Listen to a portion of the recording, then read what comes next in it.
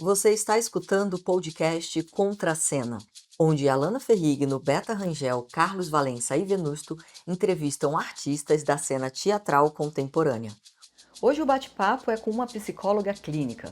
Ela é especialista em psicoterapia analítico-comportamental, mestre em ciências do comportamento, voluntária em projetos de educação inovadora e idealizadora do projeto das oficinas temáticas da Escola Classe 115 Norte. A estupenda trupe Contra a Cena com Maíra Matos Costa.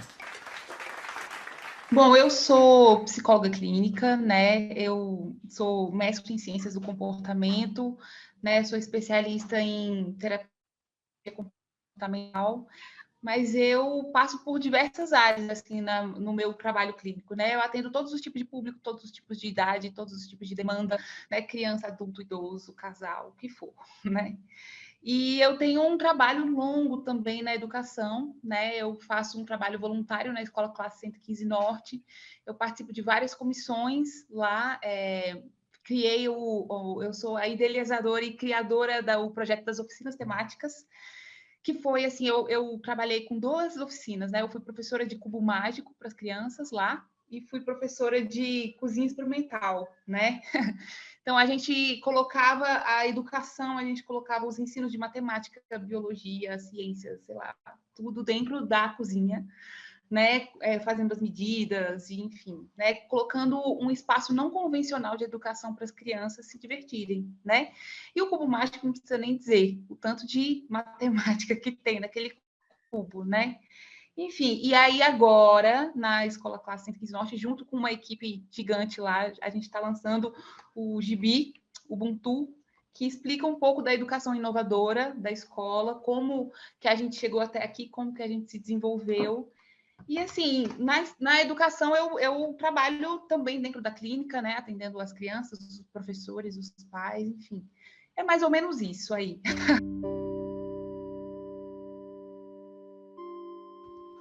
Então, a gente escolheu essa temática porque ela casa totalmente com o espetáculo, né, Nó na Garganta, que a gente vai reestrear esse ano ainda, pelo Trama também, né?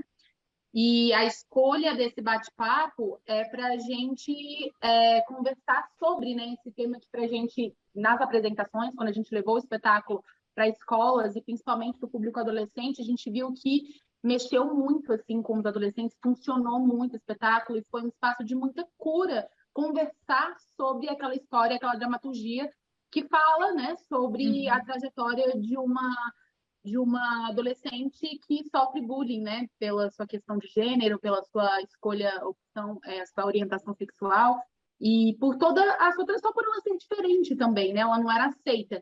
E a gente viu como isso gera muitos traumas, muitas feridas e como é importante a gente falar disso, né? E dialogar para a gente contribuir um pouco, né?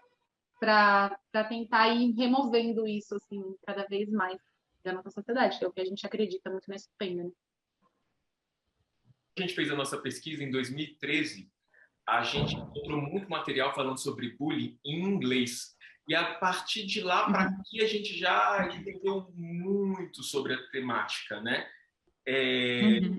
Como é que você vê hoje essa questão do bullying discutido dentro das escolas, das famílias? Certo.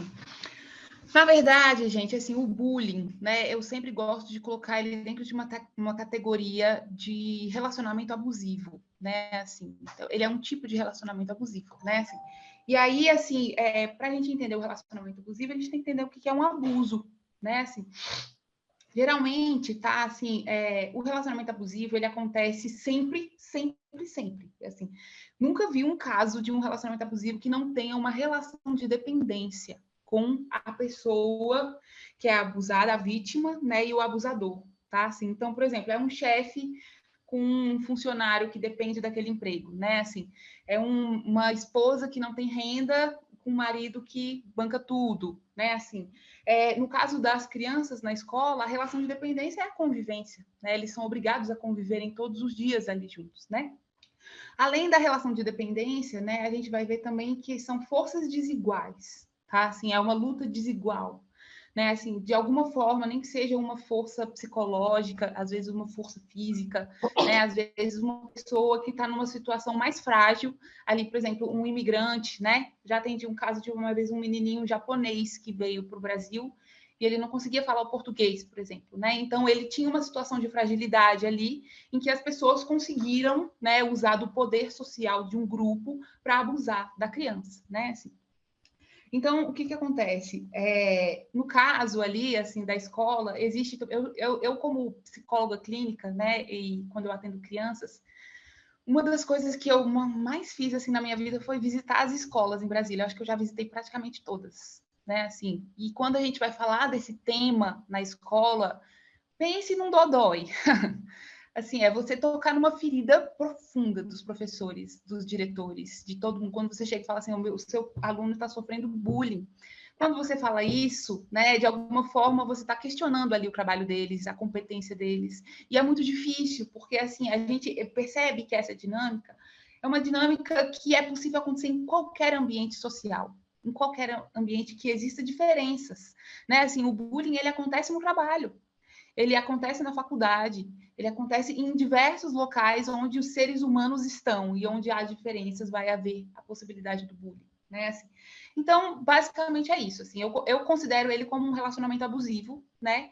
Com uma relação de dependência e com uma luta desigual de forças. A gente percebeu durante as apresentações que os adolescentes, né, no caso, eles tendem a se abrir mais quando outros se abrem, né?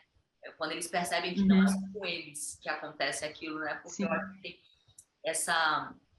eu acho que acontece muito da pessoa não falar que sofre bullying por vergonha, né?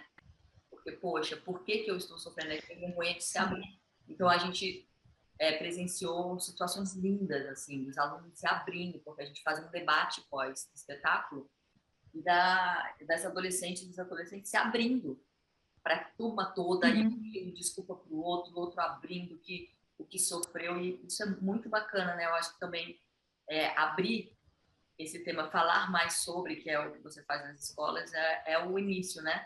Você sabe que quando a gente puxa uma roda de conversa com as crianças e adolescentes, e quando a gente traz esse tema, não raro ali, a gente pode colocar assim, de 8 a 10, entre 10 crianças, né? 8 em 10 crianças relatam já ter passado por alguma situação constrangedora, de ter recebido um apelido, de ter ficado chateado com uma brincadeira, né? Assim, e existe o que acontece, né? A luta desigual de forças na escola é o seguinte. Porque, assim, se a gente for entender o desenvolvimento humano ali da criança, tá? Assim, a gente coloca ali o bebezinho, quando ele nasce, ele é um ser totalmente dependente, né? Para sobreviver, você tem que alimentar, você tem que cuidar, né? E aí a criança, ela tem os olhos sempre voltados para o pai ou para a mãe, para os dois ali, assim, né? É um grude, quer estar colado junto, né? À medida que ele vai conseguindo a autonomia e se desenvolvendo, né? Assim, ele já sabe amarrar o cadastro, já sabe escovar o dente, ele já não está precisando mais dos pais, né?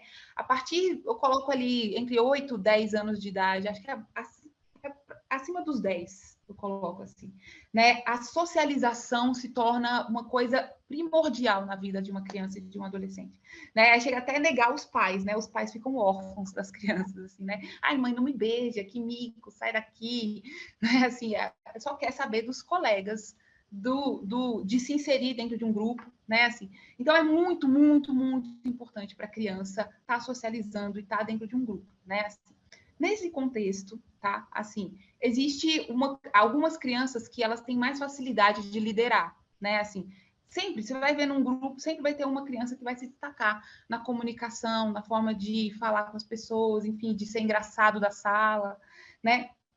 E geralmente, né, pelo menos até onde eu estudei, até onde os casos que eu atendi de bullying, né, a criança agressora, ela também vem de um ciclo de violência. É muito comum ela vir de um ciclo de violência, que vem da família, que vem dos avós, que vem dos modelos que ela recebeu, né, assim. E ela também é uma vítima, de certa forma, né, assim. E quando ela agride, né, e as crianças percebem que ela tem uma força muito grande, né, uma força psicológica, uma força no comportamento dela muito grande, muitas das crianças têm medo de sofrerem um ataque, e aí elas se associam ao agressor, né? quando elas se associam ao agressor, se torna uma força ainda maior, uma força muito desigual.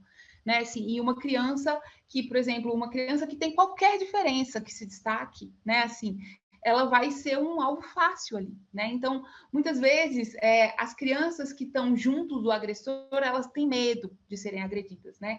E isso também, o que acontece? Se por acaso eu dedurar o meu amigo, eu vou ser vítima do bullying. Se eu falar sobre isso, né, ele vai tirar sarro de mim, porque eu sou fracote, porque eu sou bobo, porque eu sou, né, assim. Então, existe todo um medo de se falar sobre o assunto. É um tabu muito grande falar essa palavra bullying dentro da escola. É um tabu para todas as pessoas, para os profissionais da educação, para os pais, para as crianças, para a vítima, para o agressor, para todos. Então, quando você abre isso na roda, um universo inteiro a gente vai se deparar. Um universo de incompreensões, de insatisfações, de inseguranças, né? Assim, de muitas dores que a gente carrega ao longo da nossa vida escolar sem poder falar sobre isso, né? Então, o diálogo, eu tenho assim, algumas ferramentas anti-bullying, tá? Assim, o primeiro é o diálogo. É você falar e quebrar o tabu. Quebrar, botar assim, vamos botar na mesa esse problema e vamos falar, vamos encarar, vamos ver o que é isso e vamos falar sem rodeios, direto, papo reto, né? Muitas vezes, esse primeiro, que quando eu trabalho com criança, qualquer criança, tá? Assim, o que a gente trabalha no consultório com as crianças principalmente são duas habilidades, né?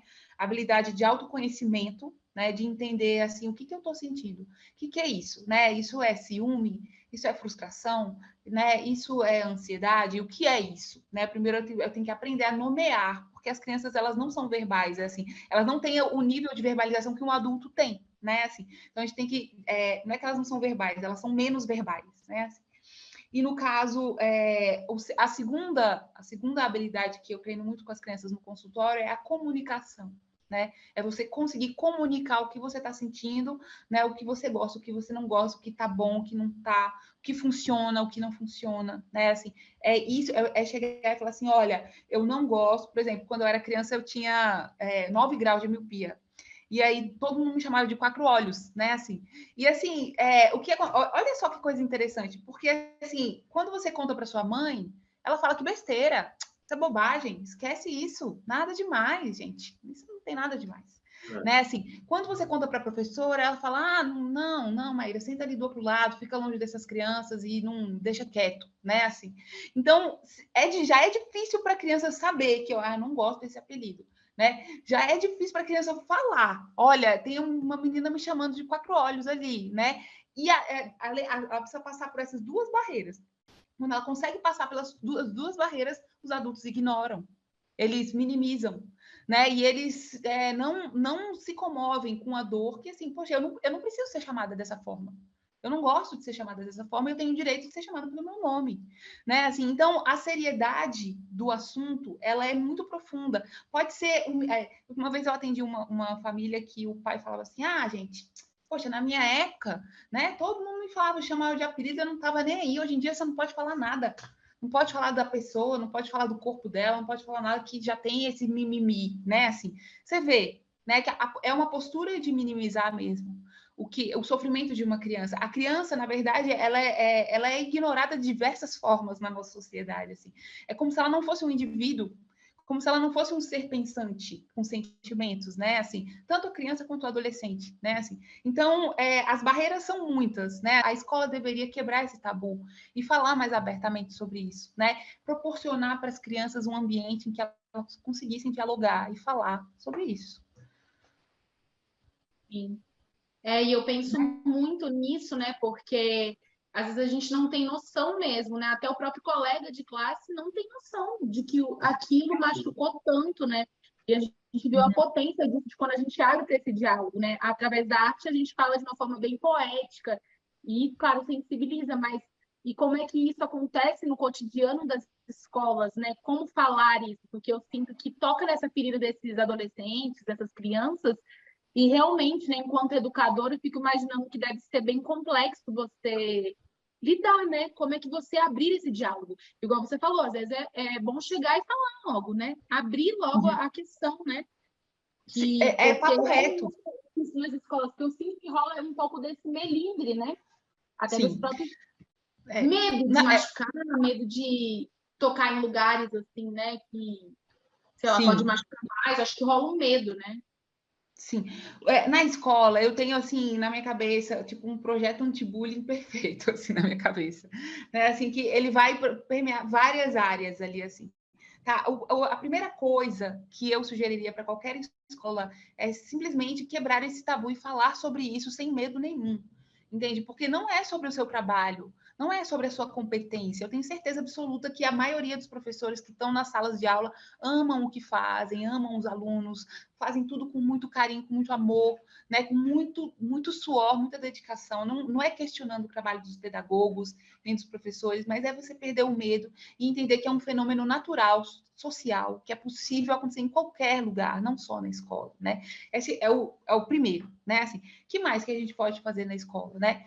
Além da gente perder esse medo, né? Os profissionais perderem esse medo, é falar sobre isso dentro da sala de aula. Assim, promover eventos, promover rodas de conversa, chegar e falar, por exemplo, na medida que você consegue perceber que existe algum caso específico, é você chegar e abrir a roda e falar: olha só, gente, vamos entender um negócio aqui. Sabe o fulano? Então, sabe o que ele está fazendo com o ciclano? Ele está fazendo bullying. Sabe o que é isso? Tá? Bullying é um abuso. Tá? É como hoje em dia a gente explica o que é um abuso sexual para as crianças. Que hoje a gente fala assim, ó, não pode tocar nas partes íntimas, não pode tocar aqui, não pode tocar ali, né? A gente tem que falar de um jeito muito claro, entendeu? Isso aqui é errado, isso aqui não se faz, tá? Se existe um apelido, o apelido incomodou, então a gente não pode fazer esse apelido, né? É explicar o beabá. E aí explicar, ó, isso que está acontecendo é bullying. Ah, mas é só uma brincadeira que magoa, que fere, tá? Então, chegar, botar o problema na mesa, assim, ó, para as crianças. Papo reto, papo reto. Outra coisa que eu sugeriria para as escolas, né, é fiscalização. Porque o que acontece? Os professores pode ser fofo, pode ser amoroso, pode ser competente, pode ser o que for, mas no recreio ele está na sala dos professores. E ele não está vendo as crianças na hora do recreio, né? Assim, e a gente pode entender o bullying em vários níveis. Tem criança que você vê que ela não tem nenhum amigo. Nenhum amigo. Não tem um amigo para fazer o trabalho da escola, não tem um amigo para lanchar com ela, não tem um amigo para conversar. Por que essa criança não tem amigo? Entende? Tem alguém, tem algum adulto, tem algum fiscal, tem algum bedel que está ali olhando isso e percebendo essa dinâmica que não está boa, né? Assim, tem brigas frequentes, tem pessoas que estão se agredindo, tem pessoas que estão se xingando, tem que ter algum adulto olhando isso. Porque é a autoridade que está ali, entende? Assim, se existe um grupo contra um só, sabe? Essas coisas acontecem todos os dias. E os professores estão lanchando na sala dos professores. Entende? Então, isso é uma das principais falhas da escola, na minha opinião. O que mais que dá para fazer? Dá para fazer um cantinho do diálogo, um cantinho da conversa, né? Assim, colocar um ambiente onde as crianças podem, eu posso ir lá para o gabinete, né? Posso ir lá conversar com meu colega porque ela roubou minha cartinha Pokémon e eu queria conversar sobre isso. E tratar isso com toda a seriedade. Porque você não vai. É uma cartinha Pokémon que ela brinca, então isso é um brinquedo dela. Eu não posso pegar. Né? Assim, e é chegar e conversar com a seriedade que tiver que ser, porque é sério mesmo. Porque é sério mesmo. Entende? Assim, o cantinho do diálogo, o ideal é que tivesse uma mediação de um adulto, né? Assim, para que a conversa fosse conduzida de uma forma, né, a ser eficiente, a gente ter algum resultado desse diálogo, né? Assim. E eu acho que o principal também, assim, que eu acho que seria muito legal é uma campanha anti-bullying na escola, que é você ensinar as crianças a não passar pano para o colega, né? Então, assim, o coleguinha puxou o cabelo da outra, então eu vou lá falar com a autoridade. Vou chamar a diretora, olha lá, ele tá puxando o cabelo da colega lá, ela não gostou, ela tá chorando. Vamos ser X9 sim, uai. Né? Essas coisas acontecem, a gente não pode permitir, entende? Então, assim, é falar, não vou deixar passar pano, vou defender o meu colega. No caso ali, ser X9 é você comunicar a autoridade. É como assim, por exemplo, uma mulher está sendo espancada pelo marido em casa, então ela vai lá na delegacia da mulher e comunica a autoridade. É isso que a gente faz com o abuso. Né? Assim, se eu estou sofrendo assédio moral no meu trabalho, então eu vou lá no RH e vou explicar, olha, esse chefe está fazendo isso comigo. né? Assim, eu posso denunciar, é a denúncia que a gente, assim, não passarão os agressores de bullying, é como se fosse isso, né? Assim, não vamos deixar, não vamos passar pano para isso, é ensinar os colegas a não passar pano, né? Assim, que mais? Eu anotei mais coisas aqui. Ah, tem outra coisa, é um mural de combinados, né? Não sei se vocês conhecem a Escola Vivendo e Aprendendo aqui de Brasília. Aprendi muito sobre bullying lá. É um colégio muito legal, assim, eu gosto muito, né? Eles usam uma ferramenta que se chama não gostei, né? Entre aspas, assim, não gostei. Então, assim, essa fala eles incentivam o tempo inteiro, o tempo inteiro. Você fala, pisou no meu pé, não gostei, né? Assim, me empurrou, não gostei, né? Porque primeiro você entende, ó, isso está treinando autoconhecimento. Você fala, poxa, eu não me senti bem com isso, né? Eu tenho o direito de não me sentir bem com isso e eu comunico. Eu não gostei disso. Para com isso. Né? E aí, a partir desse não gostei, a gente faz um muralzinho de combinados, né? Assim, não pode morder o colega, né? Assim, não posso chamar o colega de apelido que ele não gosta, né? Assim, não, então, e aí os combinados eles têm que valer, né? Eles têm que ser algo que é determinado pelas próprias crianças, porque vem do sentimento delas, né? E a autoridade tem que dar seriedade para isso, né? E conduzir isso com toda a seriedade que isso precisa. Então, esse do não gostei, né? Porque na dramaturgia do espetáculo, a personagem, ela sai do lugar de oprimida, né? De que tá sofrendo bullying, ela vai introjetando tudo aquilo, ela fala, quer saber? E dos pais também, né? Porque a mãe da personagem fala, se te baterem, você vai lá e bate também, entendeu? Entendo. E ela Aí o acaba ciclo de sendo violência. uma opressora. Aí ela vira Entendo. a própria. Porque Certo. é exatamente aquela água parada, aquele sentimento de não gostar, de que foi terrível para ela deixou chegar num lugar que o único lugar que ela tem ou é um final trágico ou ela se tornar uma grande opressora, né? Sim. Então é muito louco isso também, né? Como a gente tem que aprender a falar, se a gente aprendesse desde pequeno, até na vida hoje, nos abusos que a gente sofre, né? Sim. A gente poderia Isso, exato. Na verdade, o abuso ele é muito importante que a gente entenda o que ele é. Né? É muito importante entender assim, poxa, o que é um abuso? Um abuso é quando alguém faz algo para mim que me afeta e eu não consigo comunicar isso e eu não consigo sair disso. Né? Assim, essa pessoa, eu sou forçada a estar com essa pessoa e eu não consigo sair dessa relação. Isso é um abuso, né? Quando alguém invade o meu universo me afetando negativamente. Entende? E isso serve para todos os ramos, né? Todas as esferas da nossa vida, né? Assim, autoconhecimento e comunicação, basicamente. Né? Assim, e você usar também dos seus direitos, entende? Assim, eu tenho o direito de não ser chamada de 4 olhos. Né? Assim, gente, porque uma pessoa com 9 graus de miopia, rapaz, é tenso na escola. É tenso. E a minha irmã tinha 14. Não é?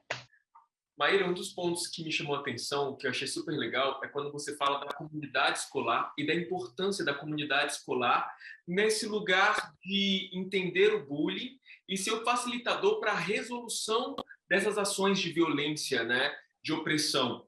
E você colocou um outro ponto que eu achei interessantíssimo também, é de não se sentir culpado, né, entendendo que você pode ser um mecanismo ou um agente facilitador da cura ali daquele grupo, né, daquela egrégora. Queria que você falasse um pouquinho mais sobre isso, porque é uma coisa que a gente não vê muito se discutindo quando a gente fala de bullying, né?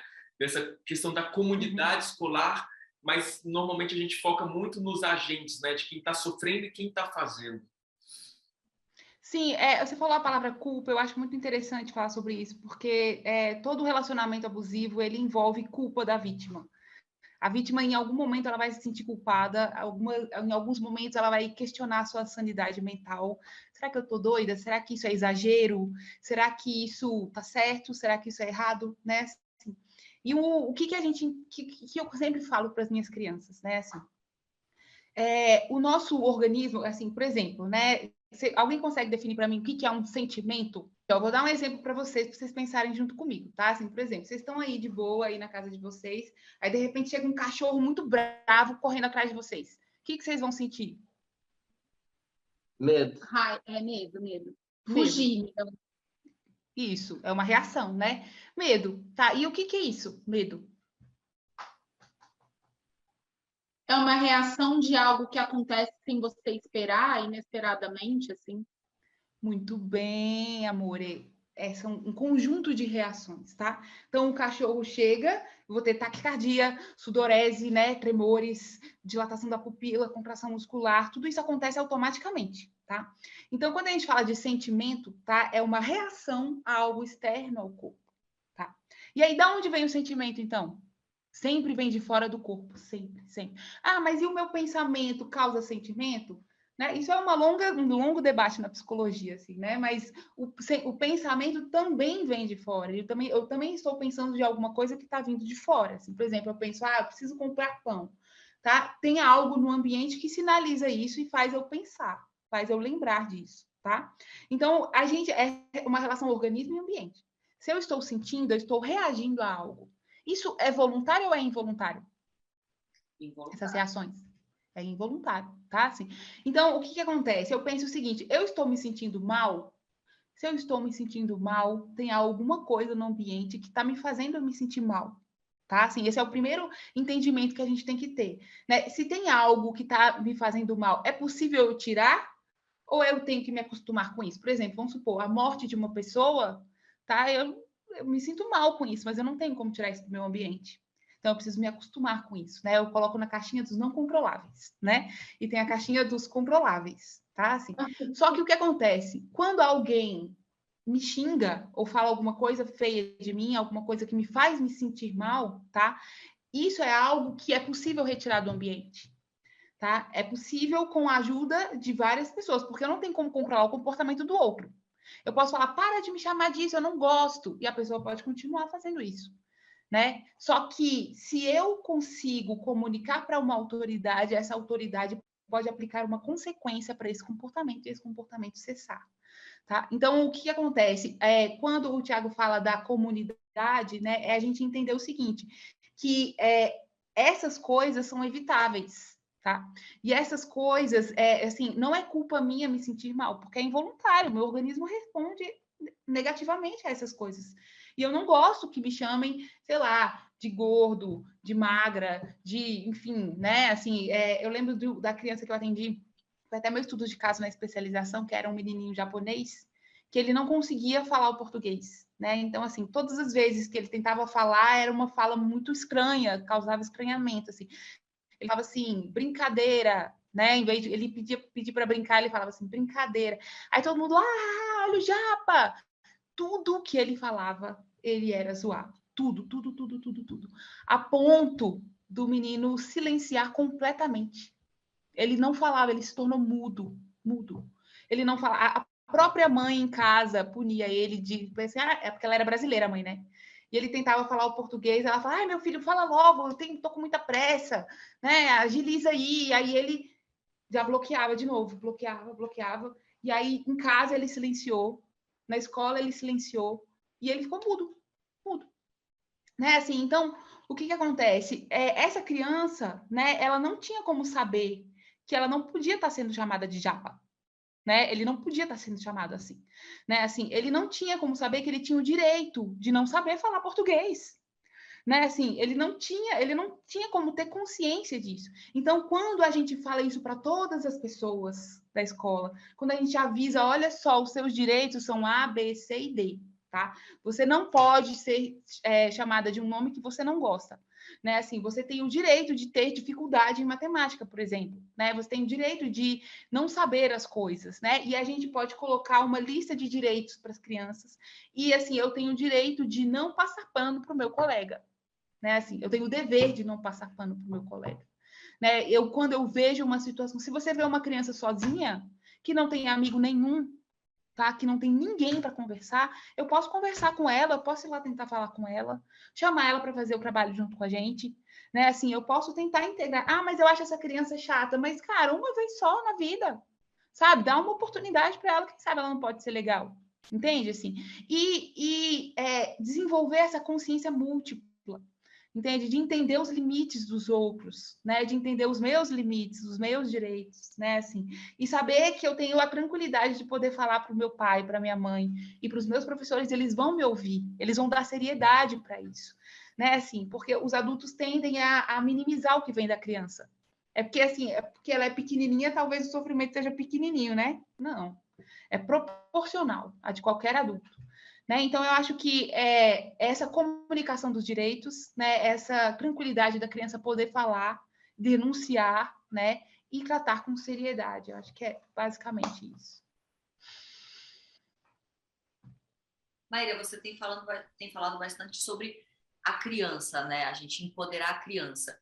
E um adolescente, né, que não teve esse empoderamento e agora se vê nessa situação, porque tem muito isso, né? O adolescente, ele tem certas questões que geram um medo, né? Do tipo, pô, porque de repente para a criança é fácil dedurar o amigo, porque não tem nem ciência, né? Bateu e falou.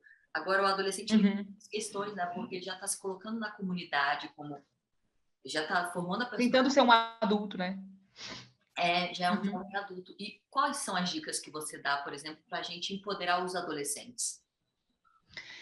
Sabe de uma coisa? Assim, eu gosto de tratar todos os indivíduos como seres humanos falhos e com sentimentos e com dores. E assim, o adolescente ele já tem uma jornada maior que o da criança, que é da criança, né? Assim, ele já é mais verbal do que a criança, né? Assim, então ele já consegue ter mais consciência de coisas mais complexas do que a criança, né? Assim, então o procedimento ele é igual. É tanto para o adulto numa situação de trabalho, numa faculdade, né? O procedimento é o diálogo, é a consciência, é você entender, por exemplo, quando você vê, eu trabalho muito com relacionamento abusivo entre casais, né? Assim, e não raro, a pessoa tem o quê? 30, 40, 50 anos, e ela se sente culpada, né? Ela acha que não tem nada demais, é nóia da minha cabeça, isso é besteira, ela questiona a sanidade mental, ela não tem consciência que ela está num relacionamento abusivo. Demora, é difícil, né? Assim, você fala, ah, não,